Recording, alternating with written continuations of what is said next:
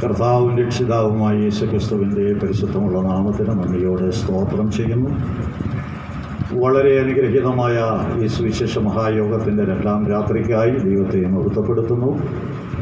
സന്നിഹിതരായിരിക്കുന്ന എല്ലാ പ്രിയപ്പെട്ടവർക്കും കർത്തൃ ശുശ്രൂഷയിലായിരിക്കുന്നവൻ്റെ വിശ്വസ്തന്മാരായ ഭൃത്യന്മാർക്കും വിശിഷ്യ ഇന്ന് രാത്രി ദൈവനെ ശുശ്രൂഷിപ്പാൻ തക്കവണ്ണം ദൈവത്താൽ നിയമിക്കപ്പെട്ട് നമ്മുടെ ക്ഷണം സ്വീകരിച്ച് കടന്നു വന്ന കർത്താവിൻ്റെ ദാസിക്കും ലൈറ്റ്, മൈക്ക്, അതിൻ്റെ ക്രമീകരണങ്ങൾ ചെയ്യുന്ന സഹോദരന്മാർ, ആത്മീയ ഗീതങ്ങൾ പാടി ദൈവത്തെ മഹത്വപ്പെടുത്തുവാൻ നമ്മെ സഹായിച്ചു കൊണ്ടിരിക്കുന്ന പ്രിയപ്പെട്ടവർ, ശബ്ദപരിധിക്കുള്ളിൽ നമ്മെ ശ്രദ്ധിക്കുന്ന എല്ലാ പ്രിയപ്പെട്ടവർക്കും വേഗം വരുന്നവനായ ക്രിസ്തുവിൻ്റെ നാമത്തിൽ സ്നേഹവും വന്ദനവും സ്വാഗതവും ആശംസിക്കുന്നു. വാസ്തവത്തിൽ കഴിഞ്ഞ വർഷം തന്നെ നമ്മുടെ കൺവെൻഷനുള്ള ബന്ധത്തിൽ ഈ പ്രാരംഭത്തിലുള്ള ഷോർട്ട് മെസ്സേജിനെ കുറിച്ച് ഞാൻ പറഞ്ഞതാണ്. എന്തുകൊണ്ടോ ഈ പ്രാവശ്യം ഷിജുവിന് ഒരു വലിയ നിർബന്ധം ഒരല്പസമയം ദൈവജനം ശുശ്രൂഷിക്കണം എന്ന്. എന്നാൽ സമയം അതിക്രമിച്ച് മുമ്പോട്ട് പോയി. കർത്താവിൻ്റെ ദാസൻ്റെ ഹൃദയത്തിൽ അങ്ങനെ തോന്നിയ പ്രേരണയ്ക്കായി ദൈവത്തെ സ്തുതിക്കുന്നു.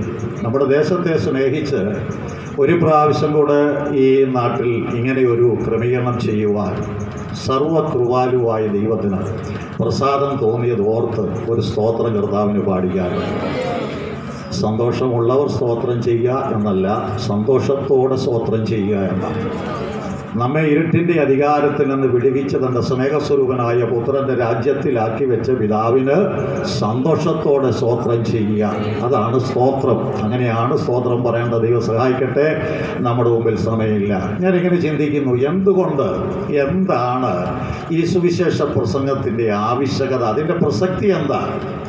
എന്തിനാ സുവിശേഷം പ്രസംഗിക്കുന്നത്? സുവിശേഷം എന്ന് പറഞ്ഞാൽ എന്താ? എന്തുകൊണ്ട് സുവിശേഷം പ്രസംഗിക്കണം?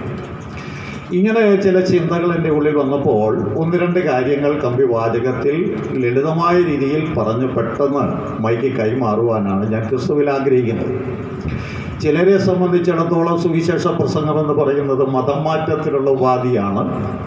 വേറെ ചിലർക്കത് മനം മാറ്റത്തിനുള്ള ഉപാധിയാണ്. മറ്റു ചിലരെ സംബന്ധിച്ചിടത്തോളം ഈ പണസമ്പാദനത്തിനുള്ള മാർഗമാണ്. വേറെ ചിലരുടെ ചിന്താഗതി അനുസരിച്ച് അമേരിക്കയിൽ നിന്നൊക്കെ കണ്ടമാനം വരുമാനമുള്ളത് കൊണ്ട് ചെലവാക്കാൻ ചെയ്യുന്ന ഒരു സൂത്രപ്പണിയാണ്. എന്നാൽ മറ്റു ചിലർ കുറെ കൂടെ ഹൈടെക്കായിട്ടാണ് ചിന്തിക്കുന്നത്. അവരുടെ ചിന്താഗതി അനുസരിച്ച് യാതൊരു പണിയുമില്ലാത്ത ഒരു കൂട്ടം ആൾക്കാർ ഉണ്ടാക്കുന്ന ശബ്ദകോലാഹലം. ഞാൻ ആരെയും വിമർശിക്കുന്നില്ല. ആർക്കും ആരുടെയും ചിന്താഗതിക്കനുസരിച്ച് സ്വാതന്ത്ര്യത്തോടെ വിലയിരുത്തുവാൻ എല്ലാവർക്കും അനുവാദമുണ്ട്. എന്നാൽ ഇതൊക്കെയാണോ സുവിശേഷ പ്രസംഗം കൊണ്ട് ഉദ്ദേശിക്കുന്നത്? എന്താണ് സുവിശേഷം? ലളിതമായ ഒരു സംഭവം പഴയ നിയമത്തിൽ അല്പമെങ്കിലും തിരുവചനവുമായി ബന്ധമുള്ളവർക്കറിയാം. സംഖ്യാപുസ്തകത്തിലുള്ള ഒരു ചെറിയ സംഭവം പറഞ്ഞ് ഞാൻ ഒന്ന് രണ്ട് വാക്കുകൾ ഓർപ്പിച്ച് ഇരിപ്പാൻ ക്രിസ്തുവിൽ ശരണപ്പെടുക. സംഖ്യാപുസ്തകം 21-ാം അധ്യായത്തിൽ എടുക്കുമൊന്നും വേണ്ട, എനിക്ക് ശ്രദ്ധിച്ചാൽ എടുക്കാനൊന്നും നേരമില്ല. അവിടെ മോശയുടെ നേതൃത്വത്തോടും ദൈവത്തോടും മത്സരിച്ച ഒരു പശ്ചാത്തലമുണ്ട്. കാരണം വഴി നിമിത്തം ജനത്തിൻ്റെ മനസ്സ് ക്ഷീണിച്ച് അവർ ദൈവത്തോട് മത്സരിച്ച് ഈ സാരമല്ലാത്ത ആഹാരം എന്ന് പറഞ്ഞ് ദൈവർക്ക് ഭക്ഷിപ്പാൻ കൊടുത്ത മന്നയെ പുറങ്കാല് കൊണ്ട് ചവിട്ടിക്കളഞ്ഞപ്പോൾ ദൈവം അവരുടെ നടുവിലേക്ക് ദൈവിക ന്യായവിധി എന്ന വണ്ണം അഗ്നിസർപ്പങ്ങളെ അയച്ചു. ഈ അഗ്നിസർപ്പങ്ങൾ വന്ന് ജനത്തെ കടിക്കാൻ തുടങ്ങി. നമുക്ക് ചരിത്രം അറിയാമല്ലോ. മിസ്രൈമിൽ നിന്ന് വിടുവിക്കപ്പെട്ട ജനം പാലും തേനും ഒഴുകുന്ന കനാനിലേക്കുള്ള യാത്രയിൽ മരുഭൂമിയിൽ പാളയമടിച്ച് കിടക്കുമ്പോൾ നടക്കുന്ന സംഭവമാണ്. അപ്പോൾ അഗ്നിസർപ്പങ്ങൾ വന്ന് ജനത്തെ കടിക്കാൻ തുടങ്ങി. കടിയേൽക്കുന്നവൻ പടഞ്ഞു വീണ് മരിക്കുകയാണ്. അങ്ങനെ ജനത്തിന് ഭയമായി, മോശയ്ക്കും ഭയമായി. ജനമെല്ലാം കൂടെ ഒന്നിച്ചു കൂടി ദൈവസന്നിധി നിലവിളിക്കാൻ തുടങ്ങി. മോശയുടെ അടുക്കൽ വന്ന് സങ്കടം പറഞ്ഞു. ചുരുക്കത്തിൽ മോശ ദൈവത്തോട് നിലവിളിച്ചു, ജനവും ദൈവത്തോട് നിലവിളിച്ചു. നിലവിളി കേട്ട തമ്പുരാൻ പറഞ്ഞു, ഒരു കാര്യം ചെയ്യുക, ഒരു പിത്തള സർപ്പത്തെ ഉണ്ടാക്കി 25 ലക്ഷം ജനം പാളയത്തിൽ കിടക്കുക എന്ന് ഓർക്കണം. 25 ലക്ഷം ജനവും കാണത്തക്ക നിലവാരം നിലവാരത്തിൽ കൊടിമരത്തിലോട്ട് തൂക്ക്. ആരെങ്കിലും അഗ്നിസർപ്പത്തിൻ്റെ കടിയേറ്റ് മരിക്കാൻ തുടങ്ങുന്നതിന് മുമ്പ് ഈ പിത്തള സർപ്പത്തെ നോക്കിയാൽ രക്ഷപ്പെടാം. ഒരു വഴി തമ്പുരാൻ പറഞ്ഞു കൊടുത്തു. ശ്രദ്ധിക്കണേ, ഒരു മനുഷ്യൻ ഈ അഗ്നിസർപ്പത്തിൻ്റെ കടിയേറ്റ് ചുരുണ്ട് കിടക്കുക, അവൻ ചാകാൻ തുടങ്ങുക. അങ്ങനെ ചാകാൻ തുടങ്ങുമ്പോൾ അടുത്തൊരുത്തൻ നിപ്പുണ്ട്. അവൻ പറഞ്ഞു, മോശ ഇങ്ങനൊരു വിളംബരം പാളയത്തിൽ നടത്തിയിട്ടുണ്ട്. അതായത് അഗ്നിസർപ്പത്തിൻ്റെ കടിയേറ്റ് ചാകുന്നതിന് മുൻപ് ആണ്ട കൊടിമരത്തിൽ ഉയർത്തിയിരിക്കുന്ന പിത്തള സർപ്പത്തെ നോക്കിയാൽ രക്ഷപ്പെടാം. ഇങ്ങനെ ഒരു വിളംബരം നമ്മുടെ ഈ പാളയത്തിൽ നടത്തിയിട്ടുണ്ട് എന്ന് പറഞ്ഞപ്പോൾ ആ ഭാഗ്യവാനായ മനുഷ്യൻ പിത്തള സർപ്പത്തെ ഒന്ന് നോക്കി. അത്ഭുതമെന്ന് പറയട്ടെ, ക്ഷണത്തിൽ അവന് ജീവൻ കിട്ടി. അവൻ്റെ മരണഭീതി മാറി, മരണം മാറി, ജീവൻ പ്രാപിച്ചു. ജീവൻ പ്രാപിച്ചവൻ നമ്മൾ സാധാരണ കേൾക്കാറുള്ളത് പോലെ നരിയാണിയൊക്കെ ഊന്നി എഴുന്നേറ്റ് നിന്ന് ദൈവത്തെ മഹത്വപ്പെടുത്തിക്കൊണ്ട് നിൽക്കുമ്പോൾ തൊട്ടപ്പുറത്തൊരുത്തൻ കിടന്ന് ഞരങ്ങുന്നു. തിരിഞ്ഞു നോക്കിയപ്പോൾ അവന് അഗ്നിസർപ്പത്തിൻ്റെ കടിയേറ്റ് കിടക്കുക, ചാകാൻ കിടക്കുക. അവൻ്റെ ഞരക്കം മാത്രമേ കേൾക്കുന്നുള്ളൂ. അപ്പോൾ ഇവിടെ മുൻപ് പാളയത്തിൽ ഇങ്ങനൊരു വിളംബരം ഉണ്ടെന്ന് കേട്ട് പിത്തള സർപ്പത്തെ നോക്കി രക്ഷപ്പെട്ടവൻ അനുഭവസ്ഥൻ ഇവിടെ നിൽക്കുക. ഈ അനുഭവസ്ഥൻ മറ്റവനോട് പറയുകയാണ്, നീ താണ്ട് ആ പിത്തള സർപ്പത്തെ ഒന്ന് നോക്കിയാൽ നിനക്ക് രക്ഷപ്പെടാം. അവൻ ചോദിച്ചു, നീ എങ്ങനെ അറിഞ്ഞേ? അവൻ പറഞ്ഞു, ഇതെൻ്റെ സ്വന്തം അനുഭവമാണ്. ഈ അനുഭവത്തിൻ്റെ വെളിച്ചത്തിൽ ജീവൻ മരിക്കാൻ തുടങ്ങുന്നവനോട് ജീവൻ ഒരു വഴിയുണ്ടെന്ന് പച്ചയ്ക്ക് പറയുന്നതിൻ്റെ പേരാണ് സുവിശേഷ പ്രസംഗം. അതിൽ സുവിശേഷം സുവിശേഷമേ അല്ല എന്ന സത്യം കൂടെ നമ്മൾ തിരിച്ചറിയണം. ജീവൻ പ്രാപിച്ചവന്റെ ഉത്തരവാദിത്തമാണ് മരിക്കാൻ തുടങ്ങുന്ന ഒരുത്തനോട് ജീവൻ ഒരു വഴിയുണ്ട്, ഒരൊറ്റ വഴിയേ ഉള്ളൂ, ആ വഴി ചൂണ്ടിക്കാണിക്കുന്നതാണ് സുവിശേഷം. അതിൽ സുവിശേഷം സുവിശേഷമേ അല്ല. പുതിയ നിയമത്തിലോട്ട് വരുമ്പോൾ നമുക്കറിയാം, 2 തീമോഥെയോസ് 2-ാം അധ്യായം 8-ാമത്തെ വാക്യത്തിൽ ദാവീദിന്റെ സന്തതിയായി ജനിച്ച് മരിച്ച് ഉയർത്തെഴുന്നേറ്റിരിക്കുന്ന യേശുക്രിസ്തുവിനെ ഓർത്തുകൊള്ളുക, അതാകുന്നു എൻ്റെ സുവിശേഷം. ഒന്ന് വ്യക്തമായി പറഞ്ഞാൽ ഏതാണ്ട് 1189 അധ്യായങ്ങളും 31,103 വാക്യങ്ങളും 8,73,601 വാക്കുകളുമുള്ള കടലുപോലെ വിശാലമായ വിസ്തൃതമായ വേദപുസ്തകം തന്നെ ഒരു അത്ഭുതമാണ്. പഴയ നിയമത്തിലെ 39, പുതിയ നിയമത്തിലെ 27 പുസ്തകം കൂടെ ചേർത്ത് 66 പുസ്തകങ്ങൾ എന്ന് പറയുന്നത് 66 പുസ്തകങ്ങളുടെ ഒരു സമാഹാരമാണ്. ഒന്നുകൂടെ പറഞ്ഞാൽ 66 പുസ്തകങ്ങളുടെ ഒരു ലൈബ്രറിയാണ് തിരുവെഴുത്ത്. ഞാൻ പറഞ്ഞു 8 ലക്ഷത്തിലധികം വാക്കുകളുള്ള ഈ തിരുവെഴുത്തിനെ ചെറുതാക്കി ചെറുതാക്കി ചെറുതാക്കി ചെറുതാക്കി നാടൻ മലയാളത്തിൽ പറഞ്ഞാൽ കാച്ചിക്കുറുക്കി കാച്ചിക്കുറുക്കി കാച്ചിക്കുറുക്കി കാച്ചിക്കുറുക്കി അവസാനം കിട്ടിയ ഒരു എസൻസ് ആണ് 2 തീമോഥെയോസ് 2:8. എന്താ ഇവിടെ വായിക്കുന്നത്? ദാവീദിന്റെ സന്തതിയായി ജനിച്ച് മരിച്ച് ഉയർത്തെഴുന്നേറ്റിരിക്കുന്ന യേശുക്രിസ്തുവിനെ ഓർത്തുകൊള്ളുക, അതാകുന്നു എൻ്റെ സുവിശേഷം. ഒന്നുകൂടെ പറഞ്ഞാൽ ആദമ്യ പാപം മൂലം വീണുപോയ ആദമ്യ വർഗത്തിന്റെ വീണ്ടെടുപ്പാണ് വേദപുസ്തകത്തിന്റെ പ്രമേയം എന്ന് പറയുന്നത്. എന്ന് പറഞ്ഞാൽ എന്താ? നമുക്കറിയാം, പാപം ചെയ്യുന്ന ദേഹി മരിക്കും. പാപത്തിന്റെ ശമ്പളം മരണമാണ്. അതുകൊണ്ട് ഏകമനുഷ്യനാൽ പാപവും പാപത്താൽ മരണവും ലോകത്തിൽ കിടന്നു. ഇങ്ങനെ സകല മനുഷ്യരും പാപം ചെയ്യുകയാൽ മരണം സകല മനുഷ്യരിലും വരുന്നിരിക്കുന്നു. നീതിമാൻ ആരുമില്ല, ഒരുത്തൻ പോലുമില്ല. എല്ലാവരും പാപം ചെയ്ത് ദൈവ തേജസ് നഷ്ടമാക്കി ഇല്ലാത്തവരായി തീർന്നു. അപ്പൊ ശ്രദ്ധിച്ചാട്ടെ, ആദം എന്ന ഏകൻ കൽപ്പന ലംഘിച്ച് പാപം ചെയ്തപ്പോൾ പാപിയായി അവന് ദൈവം കൊടുത്ത ശിക്ഷയാണ് മരണം. ആ മരണമെന്ന് പറയുന്നത് കേവലം ശാരീരിക മരണമല്ല, ആ മരണമെന്ന് പറയുന്നത് നിത്യമരണമാണ്. വെളിപ്പാട് 20:11 മുതൽ 15 വരെയുള്ള തിരുവെഴുത്ത് വായിക്കുമ്പോൾ നമുക്കത് മനസ്സിലാക്കാനായിട്ട് കഴിയും. 15-ാമത്തെ വാക്യം പറയുകയാണ്, ജീവന്റെ പുസ്തകത്തിൽ പേരെഴുതി കാണാത്ത ഏവനെയും കത്തുന്ന ദീപയിലോട്ട് തള്ളിക്കളയും. ഈ അടുത്ത സമയത്ത് ഒരാൾ ഇങ്ങനെ പ്രസംഗിച്ചപ്പോൾ പറഞ്ഞു, ഏവനെയും എന്നുള്ളത് ആവേശം വന്നപ്പോൾ ഒരു ഉപദേശി ഇങ്ങനെ പ്രസംഗിച്ചു, ഏതവനെയും എന്ന്. രണ്ടും ശരിയാകട്ടോ. ഏതവനെയും തീപ്പൊയിലോട്ട് തള്ളിക്കളയും. ഇതാണ് പാപത്തിന് ദൈവം കൽപ്പിച്ച ശിക്ഷ. ശ്രദ്ധിക്കണേ, നമ്മൾ പാപം ചെയ്തതല്ല, ആദമെന്ന് ഏകൻ പാപം ചെയ്തു. ആ വകുപ്പിൽ നമ്മളെല്ലാവരും പാപികളായി. മനുഷ്യൻ പാപിയാണോ? അതെ, പാപിയാണെന്നുള്ളതിന്റെ തെളിവുണ്ട്. 100 തെളിവുണ്ടല്ലോ. ഒരു തെളിവ് മാത്രം പറയും. എന്താ പാപിയാണെന്നുള്ളതിന്റെ തെളിവ്? പാപം ചെയ്ത ശേഷമാ ദൈവം ആദത്തോടും ഹവ്വയോടും പറഞ്ഞത്, മനുഷ്യൻ നീ പൊടിയാണ്, പൊടിയിലേക്ക് തിരികെ ചേരും എന്ന് പറഞ്ഞതിന്റെ അർത്ഥം എന്താ? നീ പൊടിയാണ്, നിന്നെ പൊടിയിൽ നിന്ന് എടുത്തത്, നീ പൊടിയിലോട്ട് എന്ന് പറഞ്ഞ ശാരീരിക മരണം എന്തിന്റെ ഫലമാ?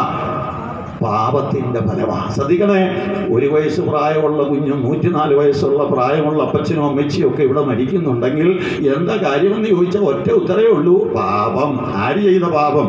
ആദം ചെയ്ത പാപം. ഒന്നുകൂടെ പറയട്ടെ, കള്ളം പറയാൻ 4 മാസം 5 മാസം 6 മാസം ഇങ്ങനെ വർദ്ധിച്ചു വരുന്നവർ ഒരു കുഞ്ഞിനെ സംബന്ധിച്ചിടത്തോളം കള്ളം പറയാൻ ആരും പ്രേരിപ്പിക്കേണ്ട, കള്ളത്തരം കാണിക്കാൻ ആരും പഠിപ്പിച്ചു കൊടുക്കണ്ട. പിന്നെ എന്തെല്ലാം ഉണ്ടോ വിളച്ചിൽ, അത് മുഴുവൻ ജന്മനെ അകത്ത് കിട്ടിയിരിക്കുന്നതാ. ഇതൊക്കെ എവിടുന്ന് വന്നു എന്ന് ചോദിച്ചാൽ ആദമ്യം പൈതൃകമായി പാരമ്പര്യമായി ലഭിച്ചു കിട്ടിയതാ.